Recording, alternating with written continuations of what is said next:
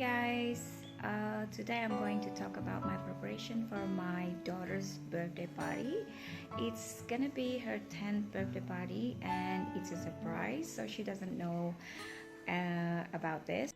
So I'm planning to have a donut theme party for her, and I would like to have donut wall. I think it will be fun for the kids.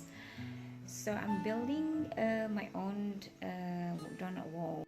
And the donut wall will be made of a cardboard that we have at home, and it's quite tall, and I think if I put on a small table it will be high enough to catch attention. So this is the cardboard that I was talking about, and actually I have covered it with paper, and I just need to make some holes for the donut to be hanged. I'm just going to use satay stick to hang the donuts. I just need to measure how many donuts can fit on this cardboard, and yeah, I'll show you how it looks. So now I'm measuring how much space I should put between the donuts. I want to make sure that the donut wall does not look too crowded, because then it'll look messy. So instead of using satay sticks, I've decided to use these colorful pencils that we have at home.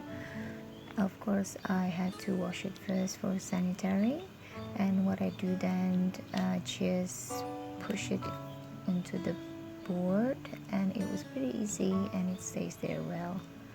And then I printed a sign saying "Do not be shy" on a sticker paper, so I can put it on the front or the side where I want to hang the donuts. I also printed stickers for the goodie bag. Says "Thanks a whole bunch for coming."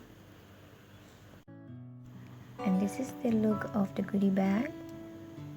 I think it looks very cute. And voila, here is our donut wall. What do you think? Oh, by the way, I made some photo props at the end, and I will let you know how to do it on my next video.